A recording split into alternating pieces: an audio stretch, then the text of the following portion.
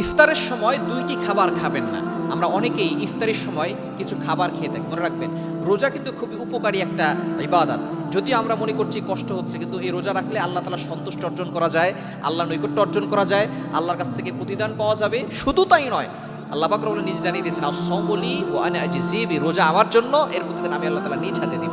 সুতরাং এই রোজার প্রতিদিন আল্লাহ তাআলা দিবেন। শুধু তাই না, আপনার শারীরিকভাবে অনেক উপকার হয়। সারাদিন না খেয়ে থাকলে আপনার পাকস্থলী ভালো থাকে, আপনার পেটের স্বাস্থ্য ভালো থাকে, আপনার ব্লাড প্রেশার নিয়ন্ত্রণ থাকে, ডায়াবেটিস নিয়ন্ত্রণে থাকে, এরপরে আপনার মস্তিষ্কের কার্যকর ক্ষমতা বাড়ে, অনেক ধরনের উপকার আছে। কিন্তু দুঃখজনক হলে সত্য, রমজানে রোজা রাখার পরে আমরা ইফতারের সময় যে খাওয়া শুরু করি, এই খাওয়াতে কিন্তু আমাদের বড় ধরনের ক্ষতি হতে পারে।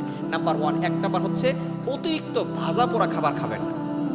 এই অতিরিক্ত ভাজা পোড়া খাবার আপনার শরীরকে অনেক বেশি ক্ষতি করবে। সারাদিন রোজা রাখার পরে, পেট খালি থাকার পরে এই অতিরিক্ত ভাজা পোড়া যদি আপনি বাসায় বানান ঠিক আছে, তারপর আপনি অতিরিক্ত ভাজা পোড়া খাবার খাবেন না। কিন্তু আমরা দুঃখজনক হলো সত্য, বাহিরের যে খাবারগুলো, পেঁয়াজও আছে, আলুর চপ আছে, এগুলো কিনে এনে তারপরে আমরা মুড়ি মাখায় এই গ্যাসের খাবারগুলো আবার খাই, যার কারণে পেটের ভিতরে বড় ধরনের সমস্যা হতে পারে।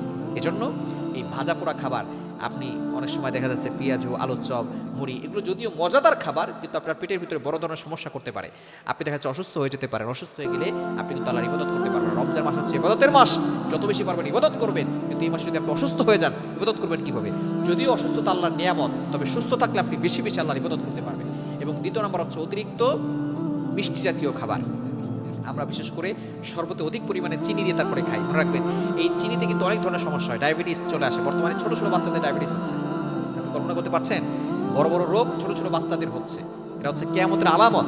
আগে মানুষ অনেক দিন বাঁচত, এখন হঠাৎ করে রোগ হয়, স্ট্রোক করে, যুবকরা স্ট্রোক করে মারা যাচ্ছে, ব্রেন স্ট্রোক করছে, হার্ট অ্যাটাক করছে, এরপরে ডায়াবেটিস হয়ে যাচ্ছে। এজন্য আপনি অতিরিক্ত চিনি খাবেন, অতিরিক্ত মিষ্টি জাতীয় খাবার আপনার শরীরে কিন্তু বড় ধরনের ইফেক্ট করতে পারে। রমজানে এই সময় আপনি দুইটি খাবার থেকে দূরে সরে আসবেন। অতিরিক্ত ভাজা পোড়া খাবার খাবেন না, অতিরিক্ত মিষ্টি জাতীয় খাবার খাবেন না। আপনি সুস্থ থাকতে পারবেন। সুস্থ থাকলে আল্লাহর ইবাদত করতে পারবেন।